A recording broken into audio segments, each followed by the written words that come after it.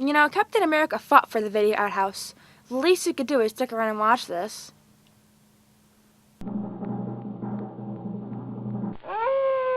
If there are any questions, you may direct them to that brick wall over there.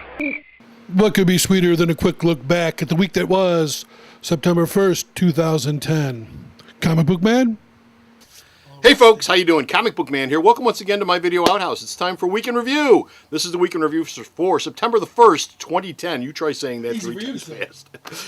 For September the 1st, 2010, this is our look back at the week that just was. If you watch Shipshape, then you know that that is our projection into the week that is coming. So watch Shipshape, watch this. You'll get a full handle on everything that's coming out this week and everything that happened this week for September the 1st, 2010. This week, the big comic book story was the shipping of Wolverine #1. Marvel is rebooting the entire Wolverine line, if you haven't heard. All the books that you knew and love have been canceled, and they're all being replaced by new titles and new #1s like Wolverine #1. I think this is technically volume 5, I think, on Wolverine, Wolverine #1. And this starts a storyline which will take Wolverine to hell. Don't believe me? Well, here he is in hell. And according to this storyline, Wolverine's spirit is going to get separated from his body on Earth. He's going to become a mindless killing machine, which for me, I don't know what the difference is. But he's going to be a mindless killing machine while his spirit is in hell, fighting for his very existence. Oh, how exciting. Anyway, Daken #1 will be shipping this coming week at the store, and then X-23 later on in the month, and so on and so on. So Wolverine, of course, is the hero of the month here at Alternate Reality. And that means all Wolverine's trades are also 25% off. He's going to be featured in the Hero of the Month sale. So stop on down if you have a Wolverine's Jones. This is your month. You'll fix it here. Ending this week that we just had, was this storyline. Punishment, Chapter 4 came out. This was the big payback between Frank Castle, who's Franken-Castle now, and Wolverine's son, Daken. And as Jeffy mentioned while we were off camera, this is the 4th issue of 4 issues of sausage making. This has been 4 issues of just Daken getting the hell pounded out of him. And that's pretty much how it wraps up. Yep. That's pretty much how it wraps up. At the end of the book, everyone is more or less still alive because Daken, like I said, has his own book coming out. Franken-Castle is going to cease to exist in the very near future and become Frank Castle again. Watch for that storyline. That's in the future. But the big fight between the two of them is over, and the winner is Punisher. Franken-Castle in a knockout. In a knockout. Also, it shipped this week, #1 was DC is doing their 5-week war event this week. I'm not sure why they picked this month to do a series of war comics, perhaps because of 9/11. I don't know. I don't think there's any 9/11 specific storylines that are coming out. But this was the first issue. It was Sergeant Rock's Our Army at War, featured a Afghanistan war story and a World War II Rock story, and the two of them sort of crossed over with each other, but they didn't. It's actually quite a good book. Another one is coming out this week. I believe Weird War Tales is shipping this coming week. Check out Shipshape Update for that. Also coming out this week was Thor for Asgard. Thor has a movie coming out, and Marvel is cranking out just a ton of miniseries. This one isn't a bad one. This is about Thor on Asgard back in the medieval days of Asgard. Odin's not around. Thor's in charge. He can't get a hold of Mjolnir. Everything's going to hell in a handbasket. Oh, what does the young prince do? Well, we'll find out in this miniseries. Also starting this week in Incredible Hulks. This book used to be Incredible Hulk, but they put an S on the end, and now it's a new book called Incredible Hulks, but it keeps the same old numbering.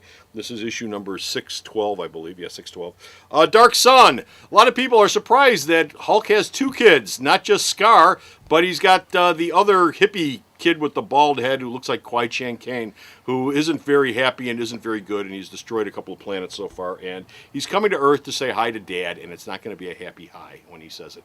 And the entire Hulk family will be involved. That started this week. Also starting this week was Star Wars Blood Ties, Jango Fett and Bango Fett, or whatever his name is. They're getting together. This is an sort of an ongoing series. I think it's a mini series, but it's not really listed as such on the cover. But there is a second issue coming out of this, so I'm not sure. I think this might be ongoing. But anyway, this started this week. So if you like Jango Fett or Boba Fett, you might want to come down and check this out. Last thing I want to mention comic book-wise, Boba Fett. Last thing I want to mention comic book-wise was this shipped a couple of weeks ago. Dynamite has the rights to do the Phantom. They got it away from Moonstone. Actually, King Features took it back and gave it to Dynamite. But this week, we had 3 Phantom titles shipping from Moonstone. What the? We had. They were blowing their load. Well, they're apparently they still have storylines to wrap up, and apparently they can still publish these books, even though Dynamite is doing their own Phantom book. They do not have the rights to the character anymore, from everything I've read. That's overdone and finished with, but these books are coming out. So I'm not sure, to be honest with you, I'm not sure where Moonstone is at with finishing. These might be the last issues on all these books, but these did ship this week, a couple of weeks after this shipped. So there you go. That's it for comics this week. Now it's time to do some media news and to find out what's going on in the world of horror television that was announced this week. And it's time for a little bit of media news, stuff that was announced this week. Not what happened, but stuff that was announced this week that's sort of important that you ought to keep in mind. Walking Dead, as we all know, is coming from AMC in October.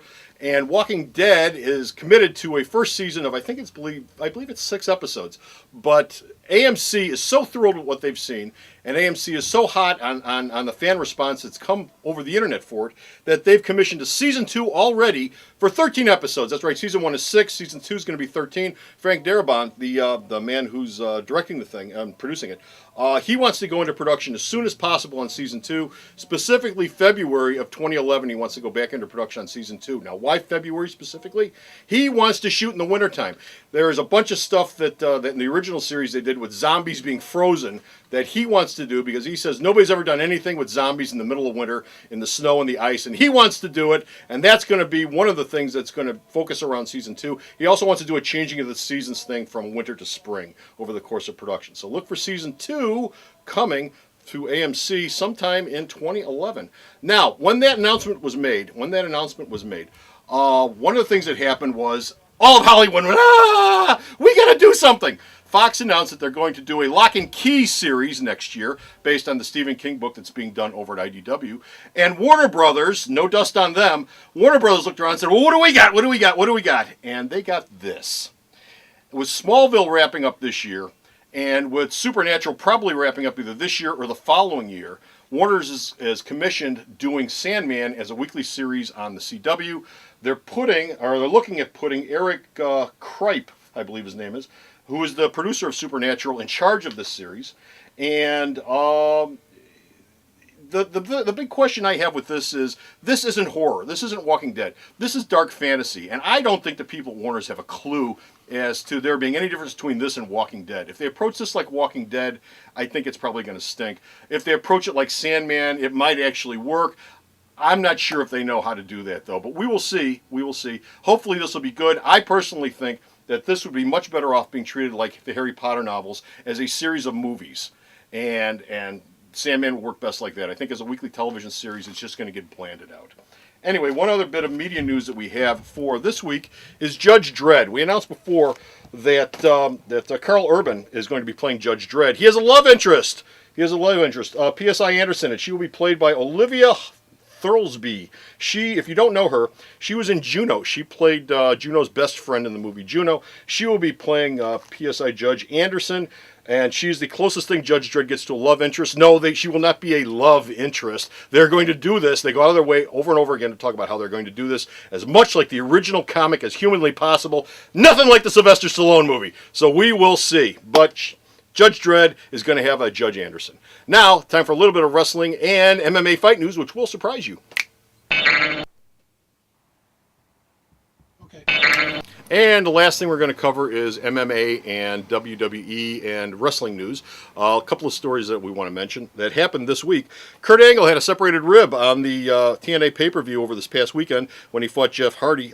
He went backstage. Doctors popped it back in. He should be fine now, but expect him to be on the shelf probably, or at least just doing stand-ups on camera and not actually doing any wrestling for the next couple of weeks. When you pop out a rib, no matter how tough you are, it takes you a couple of weeks to get back into fighting trim, even if it's a pop back in. Also, NXT, they started their 5-week final season, their mini-season, their shortened season, over on Sci-Fi. The reason, of course, for this is because Sci-Fi told WWE, we'd love to have SmackDown, which is coming October 1st, to Sci-Fi, but you know what? We really don't need to do 2 shows. So they're going to wrap up this final season of NXT this month with 5 or 6 episodes. Then that'll be it. SmackDown will start.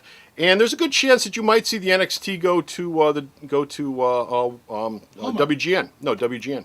WGN does the WGN America does the wrestling show on Sunday mornings here in Chicago, which is a review on their part for the week. You could see NXT come up over there. Last story we have involves Dana White. It just amazes me. Dana White has been invited to speak at Harvard to the student body. No, I'm not kidding you. Dana White, MMA president, has been invited to come to Harvard to speak to the student body. As a cautionary tale? Well, he is quite the entrepreneur. He has taken MMA from nothing and made it bigger than professional wrestling right now. I still sort of skeptical as that sticking and lasting forever, but he's taken it to this point, and you can't deny that he's an entrepreneur, and you can't deny that he's been successful to this point.